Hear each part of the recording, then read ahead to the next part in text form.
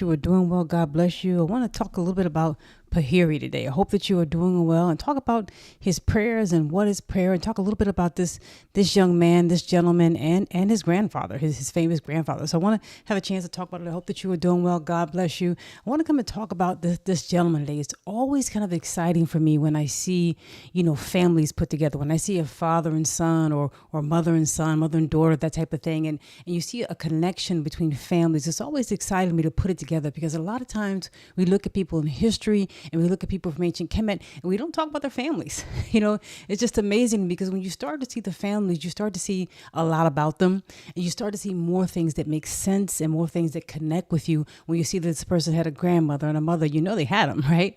But you can begin to put things together and connect with it more and really find out things about history that people a lot of times just don't want to share. I always think it's amazing. Even when we think about Black people or African American history and we think about, people like Harriet Tubman or Frederick Douglass, people rarely talk about their mothers. They rarely talk about Harriet Tubman's father. And because he was a big part of her life and a big part of why she did what she did with her life, because he was also doing some of those things as well in his life. Harriet Tubman's father was. So it's amazing. People will talk about that and they will ask questions. They even ask questions about Sally Hemings and her being in France. And they will ask questions. By the way, she was only a child when she was in France. She was only 14 or 15 years old. They'll ask questions about her and why didn't she stay in France? And I see, you guys don't understand that Thomas Jefferson owned her entire family. She had a family. 1/3 of the people that were at Monticello where he lived were Sally Hemings' relatives. They were her mother and her brothers and sisters and cousins. He was their owner. He could do anything he wanted with them. People just sometimes don't connect Black people with families and how significant it is. So I want to talk about this family today.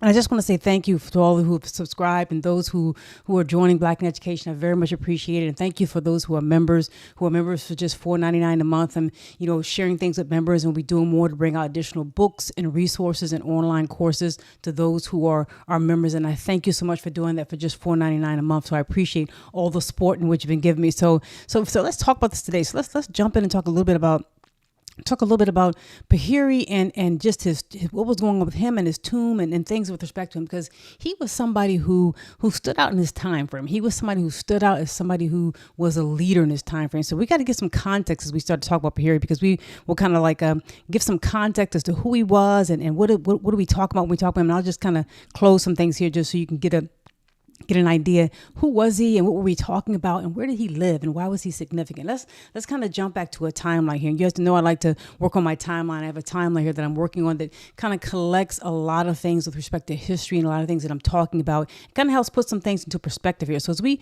kind of look at our timeline, we're going to be dealing with this whole idea around the new kingdom and the start of the new kingdom, because here's where Paheri jumps in and his grandfather jumps in, which we're going to talk about in just a minute. And I'll just kind of give you a quick peek, if you will, of some of the images here as you kind of take a look at them. But we're going to talk about him because we're dealing with a time period that was right around the start of the new kingdom.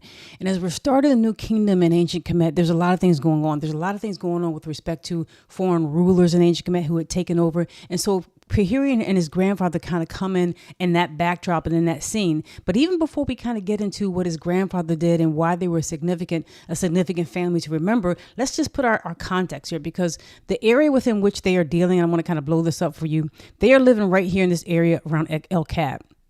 So right here, this whole area around El Kab is where they're living, right around here. So it's south of Waset, south of Thebes, where the temple of Ephesus Karnak is. This is where his family is. And if you remember and know, this is the area of ancient Kemet that was the start of Kemetic society. I mean, the whole Kemetic society grew out of this whole Nile Valley experience. It was an entire Nile Valley experience, not just one particular area, but an entire Nile Valley experience.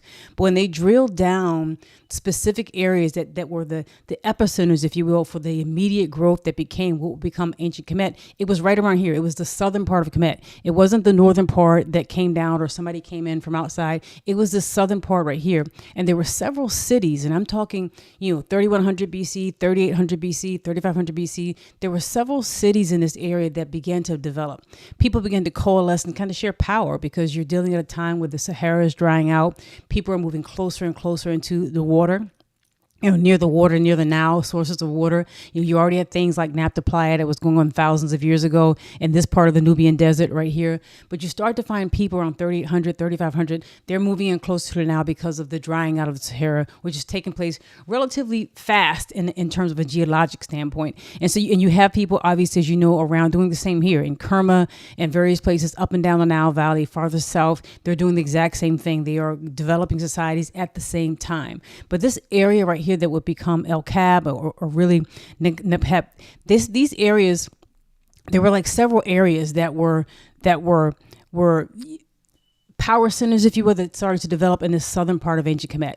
And this whole area around Nekton and El Kab and Nekheb, we were talking about, and Edfu and Yibu, these areas became power centers where people began to congregate more and more. And then they began to coalesce their powers even greater. So you end up having Nakada and Nekton and Abju, which is the Bidos.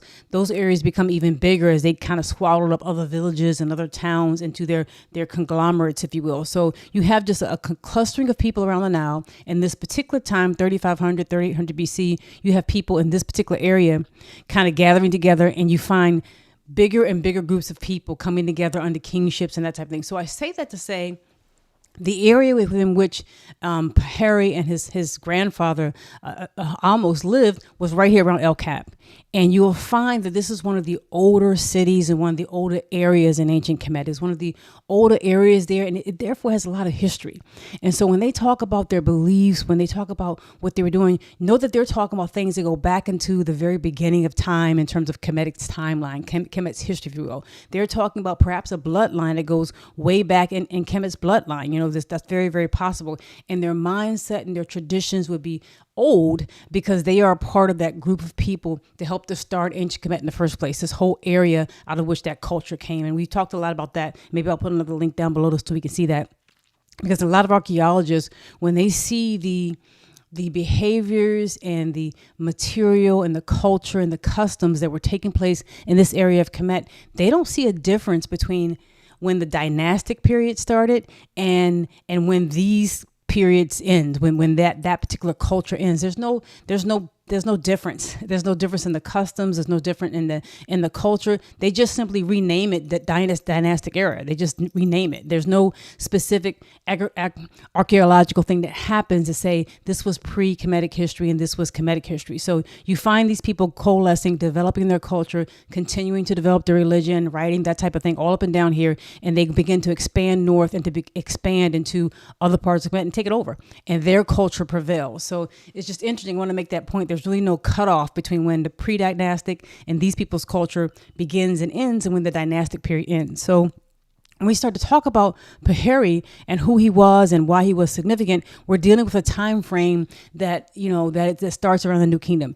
And we're dealing with an area of ancient Kemet where this is an older area of Kemet. As I just mentioned, it's an older area that goes back in time in terms of when ancient Kemet started and the culture that helped to develop it. That's the area that it was around. It's one of the areas it was around. So just from a timeline perspective, to take a look at it, let's kind of get back to the New Kingdom, kind of fast forward, if you will, because going from pre-dynastic times to dynastic times gives us a chance to kind of move forward. So we'll kind of go forward and skip ahead to the New Kingdom. And in this New Kingdom, just to set up some time period in terms of what we're talking about this time period right here that's around 1640 BC to 1540 BC. And that area, that was a time period when there were foreign rulers in the north of Kemet. God bless you. Hope you're doing Hotep. Hotep to both of you. Bud and Amir, Berali and Amar. Very, very good. Thank you so much. God bless you. God bless you. Always hard magnificent. Thank you so much. I very much appreciate that. Thank you for the compliment. So I just got to say thank you for that. So very much. I appreciate your input too, very much. Very good input. So as we think about it, as we start to talk about it, so we're dealing with a time period when ancient Kemet was in disarray, where there were foreign powers in the northern part of Kemet, and they had basically split the country into two, and you had the people in the southern part and upper Kemet, kind of in that area where I was showing you where Waset is and El Kab and Nekton and all those areas. They were still gathering together and gathering their forces, and they began to make a push into the northern part of ancient Kemet to retake the land and to unite the land once again. So it's one of the most significant parts of Kemetic history, when the country divides and then is unified again. It's one of the reasons why we can say that they had such a long history, more than 3,000 years of history, because every time there was a divide, there was an opportunity to get it back together together again. And how do we know that about the new kingdom? Why is that significant? One of the reasons why it's significant is because of Perry's dad and his grandfather. His grandfather, Ahmose, is the person who wrote in his tomb his autobiography. And in his autobiography, it becomes one of the primary sources as we kind of look at it. And this is the tomb of Ahmose right here. This is Paheri's grandfather. So this is grandson. And right there, you will see grandpa. So I kind of give it a little closer. You can see grandpa and grandma, right? You can see grandpa. And this is almost the first tomb. And he is he's almost the son of Abana. This is his tomb, not the first. He's also named after the first king of the new kingdom. But he is the person who writes his story about how he served. And obviously he didn't know, what the future would hold and how significant this might be and what other sources might survive to talk about the new kingdom. But he writes his autobiography. And when Ahmose writes his autobiography, on the walls of his tomb, he talks about how he served in the army, and he served under Ahmose the First. And this is Ahmose the First right here. I kind of blow it up so you can get a good look at Ahmose the First. So this is Ahmose the First right here. He served under Ahmose the First, and he served under Ahmose the First. He served under the first several kings of the new kingdom. And so Ahmose, he was somebody who was proud of what he did. He was proud of his service. He was proud of how he was able to basically defeat enemies. He also fought in Nubia with some of the kings of the new kingdom in the early part. He fought against the Hyksos. He describes the battle and the siege of Avaris and how they were able to take over the Hyksos and how it took a long time for them to do that. He describes how they went down into Nubia afterwards and fought Nubians as well, because there was some concern that maybe the Hyksos wanted Nubians to join with him, the Cushite people. Some of this information is talked about in this gentleman's tomb, in his autobiography. And it became a thing that people began to write autobiographies of just their lives and what they did that was significant. They began to include that in their tombs. And these are some of the first autobiographical pieces of literature that we have. And his autobiography, what he wrote about his experiences, becomes the primary source, one of the primary sources for how the Kemetic people kicked the Hyksos out, how they defeated the Hyksos, the foreign power, and restarted, if you will, the new kingdom, restarted the kingdom under the 18th dynasty, which became basically probably the most famous era of Kemetic history. We wouldn't know about some of the details if it wasn't for him writing it down. And that's why he becomes significant, almost becomes significant. So as I'm reading about him, and studying about Ahmose and just kind of looking at him, I study him and I find that, it's not just him, obviously. It's not just him. He has a very famous grandson as well. So to kind of pull this up, Paheri becomes his grandson. So I kind of want to give you a little bit of their family tree just so you can kind of take a look at it and take a note of it. So this is kind of the family tree, just so you can kind of get an idea. And we're talking about the beginning of the new kingdom. So we just talked about Ahmose. He is the son of Abana. That's how they say it. So if you look this up and you want to read this on your own, it's Ahmose, son of Abana. And who is Abana? I read that, who is Abana? Well, Abana is his mama, right? So a lot of times when they talk about son of, sometimes you might think they're talking about the dad, and sometimes they are. But a lot of times they're talking about the mom. When they say so-and-so, son of so-and-so, they're talking about their mother. So when he says son of Abana, Ahmose, son of Abana, he's talking about his mother. So this would be Paheri's grandfather. This is the person who wrote the famous autobiography on his tomb. And this would be his mother, Abana, right? So she would be Paheri's great-grandmother. That's what she would be. So you end up finding, here's this man who is in this entire area, and he is, significant, and he is a soldier. Ahmose he is fighting in the battles of the new kingdom. At the start of the new kingdom, he's fighting battles with his country that are going to be very famous, and he begins to capture people and to have land and to pass on land and wealth to his children. So apparently he was able to be granted, sometimes when you went to war and you killed so many people or you did something that the king would like, the king may grant you land or grant you favors and gifts that will help your family. And this is an example of a man who went to war. He fought, and the gifts and the favors that he earned basically helped him with his family. He was able to pass on to his child and to his children's children wealth, basically wealth and status. So you end up having a situation where Ahmose does this, and as I mentioned, he's fighting during the new kingdom, and he's documented on the walls of his tomb. And then it ends up being that his son becomes a tutor, if you will, for one of the kings, and this is his son right here. His son becomes a tutor, and his son is Ituri, and he marries Cam, and Cam and Ituri become Paheri's father and mother. And so as they are Paheri's father and mother, now you have Paheri on the scene. You have this gentleman. And so it's interesting to me as I start to read about this and I start to see, I'm connecting this man right here, Paheri, with his grandfather. You begin to become, you start to see that as you begin to pay attention to your family and you begin to see that it's not the success that some person may have. And this person might be known because he has a kind of a famous tomb. He's not just known just because that he wasn't somebody who existed just in and of himself. He existed because he had a family, and he existed because his father and mother and his father's mother and father did some things to pass on wealth, did some things to develop themselves and to pass on development and knowledge and information to their children, who in turn pass it on to their children. I always say that when you are raising a child, you're really raising your grandchild. When you are raising your children, you are really raising your grandchildren. That's what you're doing. You're teaching your children how to parent. So think about that. You're raising your grandchildren. So here's a grandfather right here who basically raised his grandson. And what happened was his son and then his son's son, Paheri, would become tutors. They would become scribes. They would become tutors to the king's sons. They would become, so they're working in the royal palace, if you will. They're working to tutor and to train the princes and the royal family, parts of the royal family. And then they become people who have responsibilities. And Paheri becomes somebody who, in his lifetime, he starts to have a bunch of responsibility, and he becomes mayor. He becomes mayor of Nekheb. He becomes mayor of Enayut. He becomes mayor of several towns and begins to have significant things that he's doing in of himself. So it's not just him, right?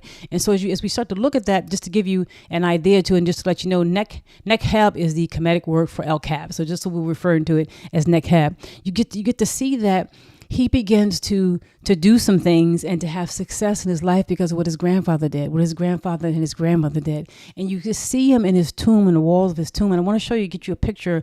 So this is Ahmose. This is the grandfather. This is his tomb, but just so we can kind of take a look at some of the grandson's tomb, if you will. So just to kind of get a look at that as we take a look at this is Paheri's tomb. So grandfather's tomb, Paheri's tomb. You start to see the inside of it, and you start to see some similarities here. And I'll kind of take myself away just so you can get a picture of it. You can kind of get an idea of grandfather's tomb and grandson's tomb. So that's grandson and that's granddad right there. And you can see in the grandson's tomb, you can see this kind of archway, and it's almost like a stela. It's almost like a round document that they would use to write things on. And right there in the center, very center of this picture is a little niche there where there's 3 statues. And you can see, obviously, it would be one of him as well. You see 3 statues there. And take a look on the right-hand side of the wall. You can see very clearly decorations and information of what he looked like and what they were depicting of themselves right there on the side of the wall. You start to see this as you start to capture both aspects of it. And so you're seeing the inside of Paheri's tomb. And as you kind of take another look, this is another scene from the inside of Paheri's tomb. You start to see these are scenes because he was not only a mayor, so he had responsibilities. He was not only the mayor of 2 towns, two famous towns in ancient Kemet, in the southern part of Kemet, but he was also responsible for counting the grains for a large area, a large stretch of land there in southern Kemet during his life. So you see examples of them working with grain and working with animals and things of that nature over there. But he becomes somebody who has responsibilities, and you'll find that Kemetic people and people who were scribes and people who had responsibilities, they did a lot of things. They did a lot of things with organization, a lot of things really with accounting. I mean, it's very interesting. It's so funny to me. We don't really talk about accounting from their standpoint because what they did with accounting had to be immeasurable, right? And it's not like they were the only ones doing things, but they were certainly at a certain point in time in history when you find that things were changing and the world was changing and things were going on that they were doing, accounting. They were accounting for grains. They were looking at what was coming in and what was coming out. If you were somebody who owned your own estate and ran your own business, you had to have an accountant. You had to kind of be an accountant. So Paheri would have done that with mathematics. He would have done that from a business standpoint. He would have done things from a writing standpoint because he was also a scribe. He would have done things from a historical standpoint because he had to teach the sons of the king. So he had a lot of responsibility as mayor, and he would have been a bit of a judge. From a Kemetic standpoint, a lot of times if you were over an area, you did a lot, right? And if there were disputes that took place, there were laws. They actually had laws that were written in the way things that were supposed to go about. You were supposed to handle the things that took place in your area. And if you couldn't handle it, or if it was that big of a deal, you could pass it up, but you had to pass it up in writing. Very interesting. They had a whole legal system that we don't talk about it. And Paheri would have been one of them. So it's one of the things that becomes significant with him is he's in his tomb and leaving something about himself. He starts to talk about, very religious things. And that becomes significant to me because obviously, that they had a very strong belief in God and a very very strong belief who they were, what they did for their lives, their education, their history, their mathematics, the application of mathematics, like for accounting and for census taking. None of that was separate. They didn't have to separate who they were from what they did. And a lot of times we kind of think that we can do that, and a lot of times we don't, right? There's a way that you could be obviously unbiased. You can be unbiased and not, push your ideas on somebody else in the workplace. But in terms of the kind of person you are, you really can't separate what you do from what you believe. If you're a good person, if you believe in morals, then you're going to take that where you go. You can't be immoral in one way and moral in the other. It just doesn't work that way. You find yourself not having to separate who you are from what you do. And that's what Paheri was doing. And so as you look at, as we kind of take a look at just not the timeline, just also just kind of look at his tomb and some of the things that he said, he begins to have a very significant kind of writing in his tomb. And you can read this. Miriam Lightrum has some quotes and some documentation she did around a lot of different Kemetic writings, which you could take a look at. And this is one of them, just some things to look at. But as you look at some of that writings from ancient literature of Egypt, you see that he begins to write some significant things about who he was and the kind of person he was. And reading some of the translations of it and some of the information about it, he starts to say, I knew the God that dwelled in man. I know the God that dwells in man. I knew him. And because I knew the God that dwells, he's basically, I understand the spirit of man. I understand the God that dwells in people. I understand how they move, what they do. And because I understood that, I could tell this from that. I could tell different things that were going to happen. I could study people and anticipate what's going to happen. And, when I came and went in peace. I told no lies to anyone. If you had to put my heart on a scale, it would balance out. I would come out A-okay because I conducted myself in a way that was above par. Here's Paheri saying, I conducted myself in a way that was innocent. I told no lies to anyone. I did not hang around with worthless people. I did not hang around with people who were base and vile and did negative things. Just think about that for a second. He's saying, I got trained. Here's a man who was trained by his father. Here's a man who was trained by his grandfather. He had a grandfather and a grandmother that were not playing, right? He had a grandfather and a grandmother to look up to. People who showed him an example, somebody who set an example for that family, right? And we're looking at the people who helped to set the example for that family at a change and at a time when an era was changing in ancient Kemet, an era was changing in history in their country, and they set the standard for their family. And here's Paheri years later saying, you know what? I don't hang around worthless people. I don't hang around vile people who do baseless or, they do vile things. I don't hang around them. Imagine if we had that kind of standard of conduct today. Imagine all the things you hear about going in the news and things people do. Some people wouldn't even go to the party. Some people wouldn't even do these things. They wouldn't hang around if that was part of their code, part of the example from the people that they love, that they were taught. You don't go in places like that. You don't hang around that. And he said, I don't hang around people who are vile. I did not hang around them. And I did not speak vile words. I did not say things out of my mouth that were disgusting. I did not use those words in order to communicate. Imagine, this is a scribe from ancient Kemet saying, I didn't use those type of words to communicate. And he also said, I did not confuse the message with the messenger. I didn't confuse the report with the reporter, right? I understood how to look at what was being said and what needed to be done and not to get caught up in the personality of it, the personhood of it. And I chose not to use words that were vile and disgusting and that type of thing. So here's a man talking about just his purpose. He's talking about, what he did and why he did what he did. And we come to find out that he becomes a significant person in this whole area right here, this whole area that is El Kab. He becomes a significant person in that time period where he is a mayor, where he is a scribe, where he's working with the king's family. And he's setting a tone. He's really setting a tone for his life and for how things will go for his children, right? As we get to kind of see it kind of moving forward. And it jumps out at me that having the ability to show your children what they should do, understanding that when you teach your children, you're teaching your grandchildren is a significant thing to learn from his life and from the life of his grandfather. So I just kind of wanted to share that today, and I'll take a look at the chat if any comments around the chat. But I just wanted to say thank you for, they really have, thank you so much. Yeah, Frederick Douglass is somebody who had a remarkable life. And, when you read it, they very rarely talk about his mother. And he talks about in his autobiography, thank you so much, Jeff. He talks about in his autobiography how his mother helped him, basically was an impetus, a motivation for him, because he didn't know his mother could read, I think, until after she was dead, after she died. And he only saw her very few times in his life. But knowing that she was somehow, in the horrible conditions that they were living in, able to read, made him say, I can do this. It motivated him to read, which led to him becoming free.